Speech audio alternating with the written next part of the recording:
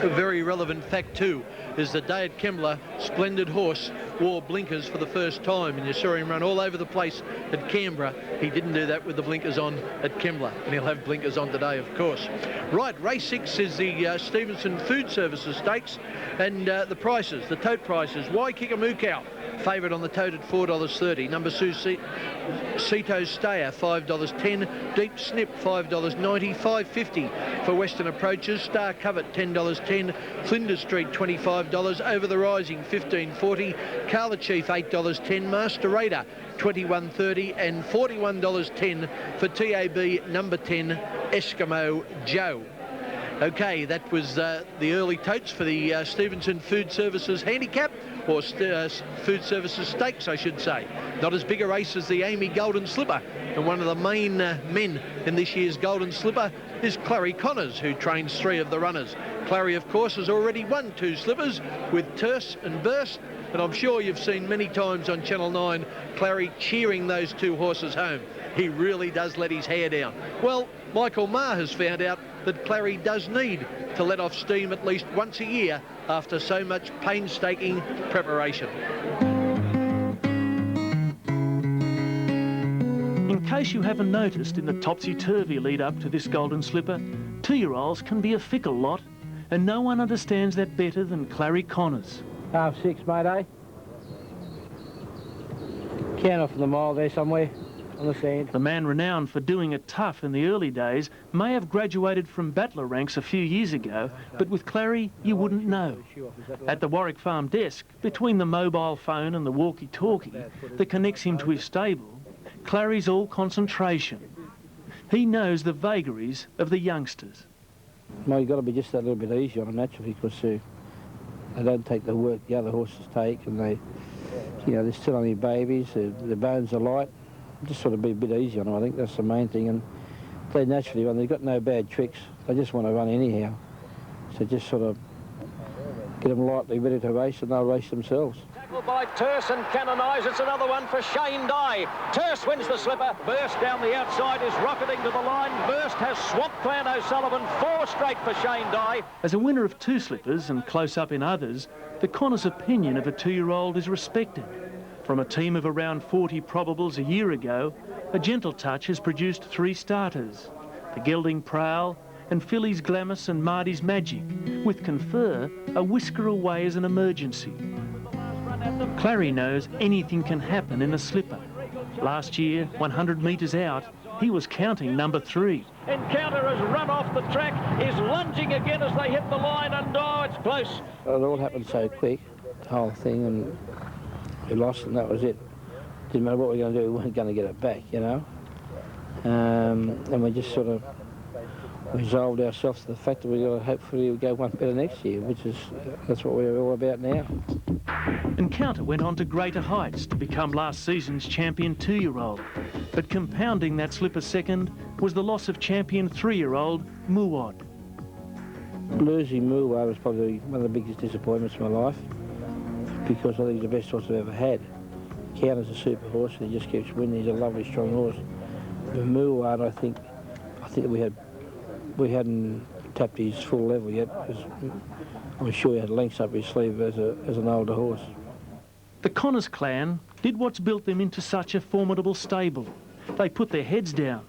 Clary turned to the future and the next crop of 2-year-olds. A lot of people give you 2-year-olds for the purpose of trying to win a slipper. So I'd say more than half, 3/4 of my horses would be Golden Slipper bound or heading towards that direction when they first walk in the stable. Without doubt, the star of this team has been the marauding colt Prowl, underlining his claims with a big finish in Caulfield's Blue Diamond Preview. There was disappointment in the Blue Diamond itself before a return to form in Rosehill's Skyline Stakes. Cap wins. Spender's got the run between them if he's good enough, but Prowl is in front close to home, holding them all at bay. Arena's getting home fast when it's all over, but Prowl led throughout to beat. But last week's races demonstrated just how fickle the 2-year-old performance can be. In the Magic Night Stakes, Clary felt Confer could win and prove a major threat in the slipper. Instead, another of the team, the long shot Marty's Magic, found the line. After the race, Clary was philosophical. terrific friends own that horse, and been great clients of mine for 20 years. And Marty's Magic. Marty's Magic never had a good horse, so... That makes you feel extra good. Terrific, you know. We've been drinking a bit of Maui today, and that's terrific. But he'll be running, and he'll just keep giving. Strong little colt. Before the Colts race, the Pago Pago, Clary's energy was directed towards Stephen King and his mount Mossman, who needed a win to qualify for the Slipper. When the Colts flashed past, Mossman was nowhere to be seen, and after an uncomfortable passage, Prowl was fourth. Could the day get worse for Clary? Shane Dye was off Prowl and on to Laurie's Lottery. How do you feel about that? I'm not allowed to say on TV. Turncoat. No, yeah, well, that'll do. Yeah, well, that'll do. That's pretty mild. Yeah, turncoat. My father trained a horse called Turncoat once. It's hard to depress Clary for too long. He was already thinking about how to lift Prowl over the following week. Another Slipper win is overdue, even without Dye. Racing fans will never forget the time Clary lit up and all but exploded before their eyes.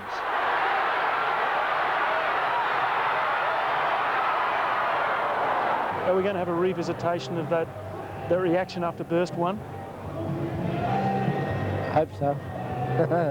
Got to hope so, because, you know, it's a great... Yeah, we're sitting out for 12 months. People say, I want you to train this horse, I want you to win a Slipper of this horse. And they give you 45 two-year-olds to win that same race. You win with one of them. It's a little bit of achievement. So, you know... Do we understand how hard it is? No, you don't know how hard it is. It's hard. Prowl, Marty's Magic and Glemis, they're Clary's three runners in the 1998 Amy Golden Slipper. Well, you've heard what all the experts have got to say about the Golden Slipper Stakes. As we take a break, let's listen to what some celebrities say about the big race. I'm going to go for Rubicall. I'm talking with my heart rather than my head, but it's such a great story of a battler, a horse in a multi-zillion dollar race. This horse is owned by a pastry cook and a mechanic, so Rubicall's the one, certainly a great each-way bet. The horse I like in the Slipper comes from the John Hawkes stable. He's got the best stable in town, and the horse I like is Manana, to be ridden by the great jockey Larry Cassidy. I think you need a horse that's going to finish off its races. It does that well. It'll win the Golden Slipper by about 2.5 easing down.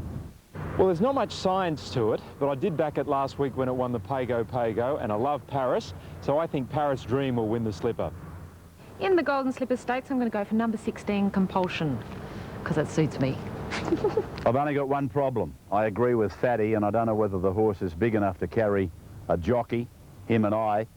Larry Cassidy will get the job done, though.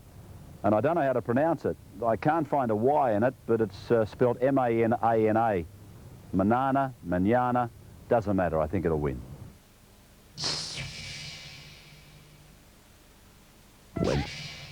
In the straight and Pompeur, the leader, Dawn Commander's coming after it, Mersing battling on. Stageheader's gone, and then Sweet Habit and Lowen Star on the extreme outside. But Pompeur in front with 100 to go. Dawn Command looks the danger. Dawn Command coming after Pompeur. Dawn Commander's drawn level with Pompeur. Dawn Command takes the lead. Look at Sensory Miss flying down the outside. I don't know. She may have got it. Sensory Miss may be in the last stride from Dawn Command, but there's nothing in it. Third. Another Golden Slipper moment, proudly brought to you by Amy. The year was 1979, and that was the fourth and last of Bart Cummings' Golden Slipper winners, Century Miss. And the long-haired jockey you saw there was only a teenager, the first apprentice to win the Golden Slipper Stakes. His name, Wayne Harris. No Wayne Harris riding today, but there's plenty of good riders riding here in race 6, and the prices on the TAB: Waikika-Mukau, $5.30 for $1. Cito Stayer, $4.30 into favouritism now. $6.40 for Deep Snip. Western Approaches at $5.10. Star Covered at $9.70. $22.30 for Flinders Street. $14 plus for Over the Rising. $9.10 Carla Chief. Master Raider at $22, and the outsider of the field, Eskimo Joe, at $33.20. There is Waikika-Mukau. To be ridden by, or on board, is Larry Cassidy, and over there near Larry is Simon Marshall. Simon, how are they all looking?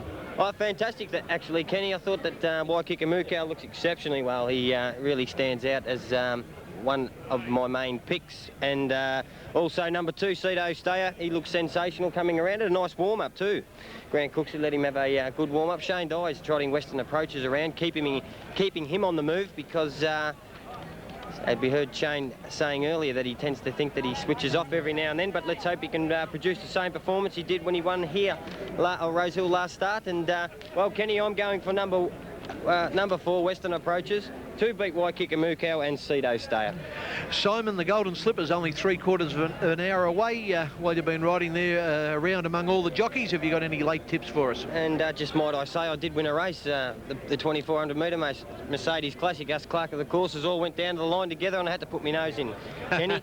Any late slipper mail, son? Yeah, I think Danelaw. She's all the mails for her. Greggy Hall. I've never seen Greggy Hall doing exercise prior to race day. He was before the first here at Rosehill in the jockeys room, so I'm sticking with Danelaw, Kenny. So Danelaw's your slipper tip. You're sticking solid with the Melbourne horses, eh? Each way, coup de grace. Each way, coup de grace. Incidentally, another Melbourne horse. Yes, I think Lee can take the Quinella here.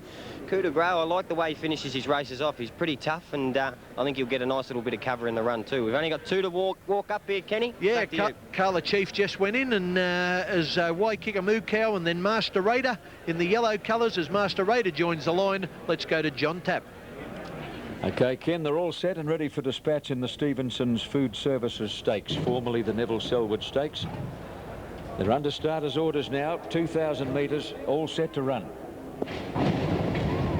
Off and running, and Cedo Stayer's away smartly. Eskimo Joe began quickly, so did Western Approaches and Waikika Mukau, and it's pretty keen early. Flinders Street not too far away, followed by Deep Snip on the fence on the inside of Carla Chief as they go over the crossing. Then Over the Rising dropping onto the rail, followed by Star Covet, and Master Raiders obliged to race fairly deep at the tail of the field. To the first turn at the mile pole, Cedo Stayer the leader, Flinders Street second, keen to go faster, Western Approaches third. A half length away, Waikika Mukau. Eskimo Joe on the inside of Deep Snip, Over the Rising on the inside of Carla Chief, and Star Covet on the inside of Master Raider as they head to the back. 1,300 metres out, going at a genuine pace. The leader, Cedo Stayer. In second place, Flinders Street. Western Approaches getting the run of the race third. A length to Waikika Mukau and a half away, Eskimo Joe. Deep Snip is on the outside of Over the Rising, followed by Carla Chief, Star Covet. Master Raider last, 9 lengths off the lead. To the 1,000 mark, Cedo Stayer the leader, trying to win this race, 2 years on the trot. Led by a length and a half to Flinders Street. The pace is a cracker.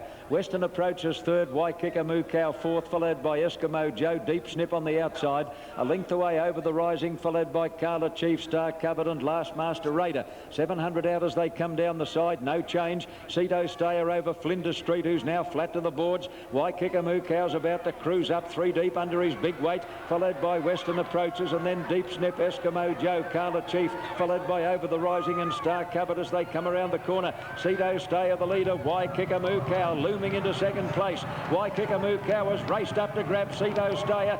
Down the outside, Deep Snip is running on. Western Approaches can't get room. To the 200 mark, Cedo Stayer, Waikika Mukau. Deep Snip on the outside, claiming them. Deep Snip put his head in front of Waikika Mukau. He's Over the Rising and Star Covet. Star Covet and Over the Rising coming at Deep Snip. Over the Rising put his head in front and Over the Rising. Over the Rising fell in to win it by a short head to Star Covet.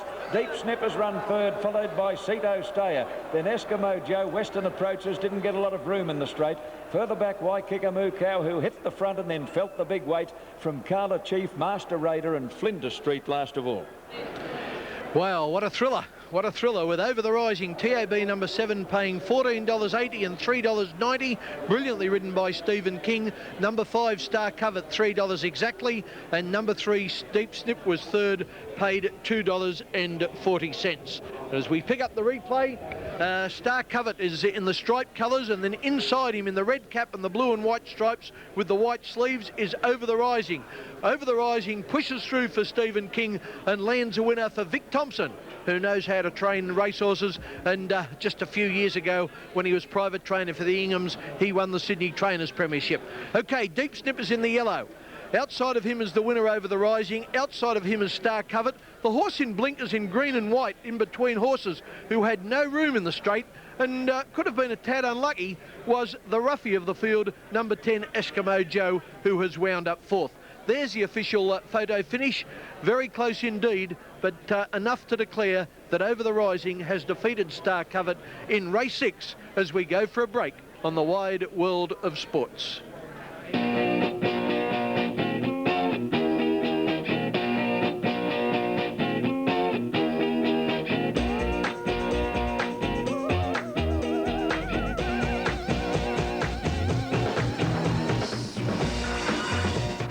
on 6. Well, all the excitement on Slipper Day is not on the racetrack. Here's some fillies strutting their stuff, as they say in racing terms. The candidates for the Miss Golden Slipper Quest, and by golly, they do look magnificent. All these beautiful young ladies showing off their finery and lovely hats, lovely suits, and there's a happy winner coming forward to be presented as Miss Golden Slipper for 1998. Now, will it be a Miss or a Master Golden Slipper? In just over 30 minutes' time, with the equine candidates contest the running of the Amy Golden Slipper. Here's a tote update. 1 Laurie's Lottery at $6.10, 2 Paris Dream at $10.20, 3 Coup de Grace at $14.40, 4 Iglesia $15.30, Prowl, very good odds on the tote, $9.60, Speed Week $23.50, Splendid Horse at $17, Chevog at $14.20, Medals 100 to 1, Minimal $124.30, Manana, the stablemate, been very, very well backed, $5.60, Danelar $8.30 as well in commission, Ruby Call, people seem to like the story of the battler, at $12.90, Marty's Magic $51.50, Glamis at $61.70, and Compulsion at $14.40. Well, when Colin Tidy opened his betting on the Golden Slipper back in December, if you were smart enough and quick enough, you could have had 330 to 1 about Laurie's Lottery winning the race. Today, on the 4th of April, on Slipper Day, Laurie's Lottery is the hot favourite.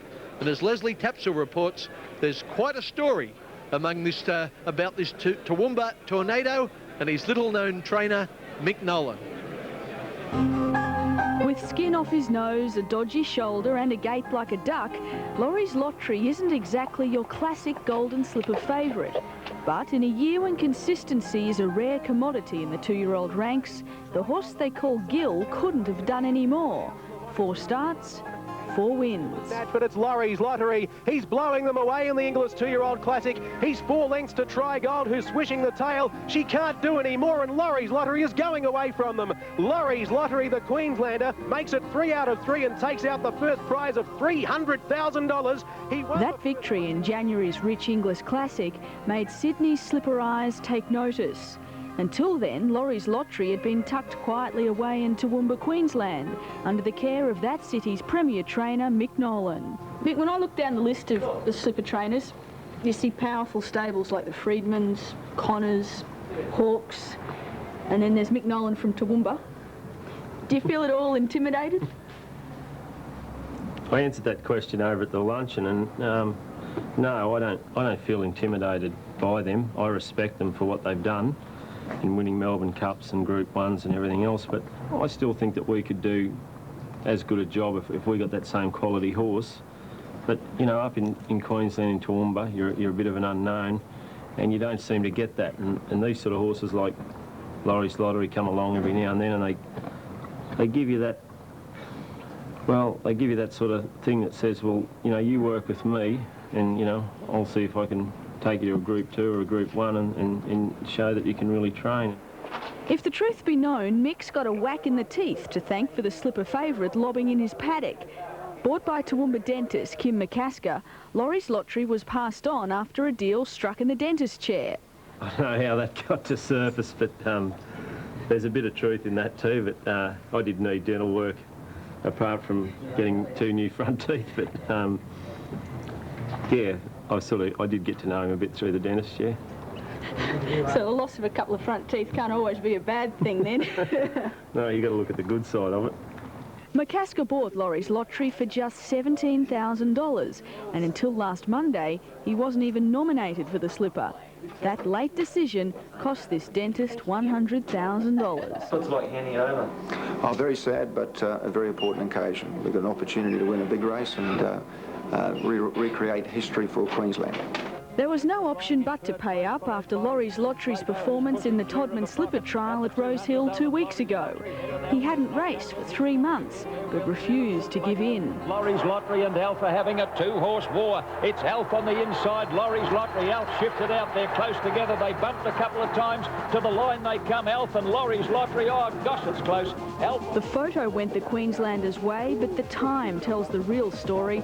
Only 4 of the 40 Golden Slippers have been run run faster. He went very well. The thing about him is he's got improvement. He's blown up a bit today and he's only going to improve with the run and he's going to be there. I thought we haven't won. Yeah, well, no, that's just that worst possible result. Worst possible result. He's got a lot of ticker, hasn't he? A lot of heart. Oh, he was beaten there a few times. He's first up from a long break. He just keeps giving. You're so proud of him. I mean, it's hard to describe it, yeah.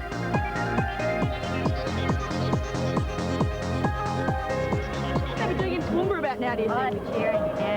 Peter, my brother, and a lot of our family are from Warwick. They'd be all at the RSL. They'd be tearing the joint down up there. That's fair thinking. Not since Burnborough has Toowoomba been home to a champion. Laurie's Lottery is a long way off earning that tag, but he's certainly making the Field of Dreams seem a little easier to reach. We never imagined having a runner in Sydney, you know, let alone having a runner in a Group 2 today, Group 1 in 2 weeks' time. That, you know, those sort of things. When you're up there working horses around at Clifford Park, you never think of a slipper or a group race, you know. So it's only natural that Mick never really imagined landing in the middle of racing's Millionaire Row. There he was at Tuesday's Slipper press conference, flanked by the sport's most influential and wealthy owners. How'd you feel? I felt a bit overawed there because the lights were on you and you're sitting up there with such elite company and, you know, Mr. Ingham and Mr. White and that, who've owned many good horses and many champions. I felt a little bit overawed there because I felt a bit out of my depth, really. He likes it better when you hand feed. He's only a baby. Laurie's Lottery's constant companion throughout his Sydney stay has been jockey Lisa Francis, Mick's girlfriend. She rode Laurie's Lottery in his final track work gallop on Tuesday, work that ended up being quicker at the start than planned, and was clearly a nervous wreck at the barrier draw. Barrier 8. That's okay. Wouldn't you love to be on him this weekend? I don't think I could handle the pressure. I think I'll leave that up to Shane. Big bonus for Shane to say he's going to ride the horse? Oh, it was great. Yeah, we gave us sort of more confidence that Shane, opted to ride him instead of the other, 15 horses in the race. Yeah. You realise you're going to have the weight of Queensland on your shoulders. They're a pretty unforgiving breed if you get beat. They all say that Melbourne's adopted me now, so maybe Brisbane will, but I was quite surprised when I went to ride Laurie's Lottery in a trial at Toowoomba how many people turned up, and he made the front page of the papers, and they really got behind him up there, and there's no doubt every Queenslander's cheering for Laurie's Lottery. They might send you a maroon Guernsey if he wins. I wouldn't trade New South Wales, I don't think. I wouldn't come that far, but I'll stay with the Blues jumper. Well, as you just saw on screen, there's a protest in the previous race in Sydney, Star Covet against the winner Over the Rising. More on that soon, but we've kept on the Laurie's Lottery trail, or at least Michael Maher has. Michael went and spoke to Dan Nolan, the brother of the trainer and the strapper of Laurie's Lottery, and asked him how the horse woke up this morning. We couldn't ask for him to be any better. He's sort of nice and relaxed. We did a couple of little tricks, changed his sort of routine around a bit so that he didn't know he was coming to the races. And it worked pretty well, because when I went to get him to put him on the float, he was hoeing into his feed. So normally if they know they're going to the races, they'll be in the stall, they'll be weaving, they don't sort of really want to come. So But hang on, Dan, is this a good idea? Has he had time to psych himself up? Oh, well, I don't think they need too much psyching up. He sort of, once they get out in the enclosure, they pretty well know what's going on. Once they get out there, well, they know what to do then. So we don't need to psych him up beforehand.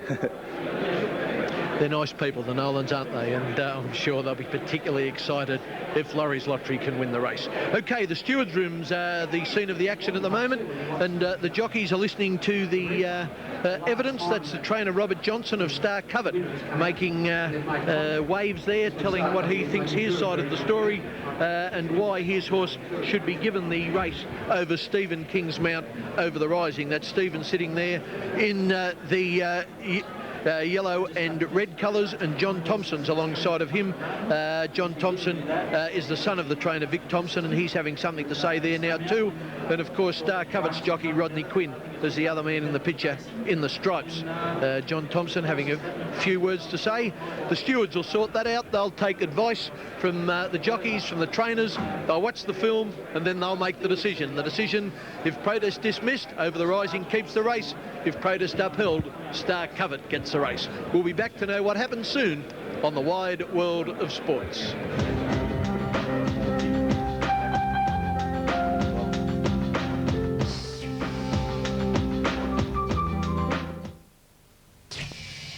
the Australian Easter Yearling Sale captured the spotlight. Simon O'Donnell was there. Now, when you learned Jack and Bob Ingham would not be in attendance, you couldn't help yourself, could you? You had to get out there showing off. When the major ticket holders weren't there, I thought I'm going to get right in. Well, we are a bit light in pocket too, I might add. By the way, Simon wasn't kidding. Lot 54, a Danehill filly out of Bold Promise, had just set him back $490,000. His biggest single purchase, bought on behalf of Hong Kong stockbroker Michael Bastian. We had an enormous opinion of her, and what's done's done. We've signed up, and now you've got to find it. Obviously, you're about to go and find the buyer with the mobile. I had to go and ring someone very swiftly and say, hey, mate, any danger, give me $500,000. The filly is Compulsion, a full sister to 1996 Golden Slipper winner Merlene. Out. She's racing away, the little Danehill filly, and Merlene is going to score a magnificent win in the Slipper. 4 for the Freedmans. Paint got second. The physical similarities are striking, and judging by her first up win at Caulfield, Compulsion seems to have inherited a fair slice of her sister's talent as well. But Piccadilly Circus has taken the lead clear of Denari, who's coming home well in second place, and then Gold Moment in the clear, and Compulsion wide on the track is coming home very strongly. Piccadilly Circus tackled by Compulsion. Compulsion, I think my Compulsion may have just got up from Piccadilly Circus. But Compulsion's Slipper radar has since strayed way off course. Illness forced her out of last month's Blue Diamond, while Simon's face tells the story of a disastrous Riesling Slipper trial, when Compulsion simply failed to handle the Sydney way of going. Compulsion never in the race, second last, and last of all, La Guiche. The worst part about it is you now have to experiment with a few things leading into the Slipper. You'd like to go to a race like the Golden Slipper bomb-proof. We won't be bomb-proof. That's a fact. We now have to get it right in the next 2 weeks to be competitive. Well, here's to Golden Slipper Day. Hope you're smiling then, Simon. Another Golden Slipper moment, proudly brought to you by Amy. Are you smiling on Golden Slipper Day, mate? I wish this is hurry up and get over and done with. Seriously, it's look, yeah, I'm enjoying it, but things are getting a bit tight now, and everyone's down here, and there's a lot of expectation about it. We're 1 of 16. We've got 16 to 1 chance, haven't we? You're in there with a chance, son. Okay, we're still waiting on the protest here between Star Covert and Over the Rising. The protest by Star Covert, interference over the last 150 metres against the winner, Over the Rising. We'll bring you the result of that protest as soon as we hear. Right, Compulsion is one of the Lee Freedman team, and of course Lee Freedman has trained 4 of the last 5 Golden Slipper winners. What better man to talk to Simon O'Donnell? Lee, the Golden Slipper over the last 5 years, you've won it 4 times. Today a colt, 2 fillies. Let's start with the colt first, Coup de Grace. What do you think? Yeah, he's a nice colt, Simon. I mean, he's won a listed and a Group 1 at his last 2 starts. I think he's probably been overlooked a bit in the race. I think he's quite a useful horse. I think he'll run well. Going to the fillies, Danelaw won the Blue Diamond, has shown plenty of form up here, a good second in the lead-in. Did she have a bit of improvement then, and can she win it today? Yeah, I definitely think she'll improve.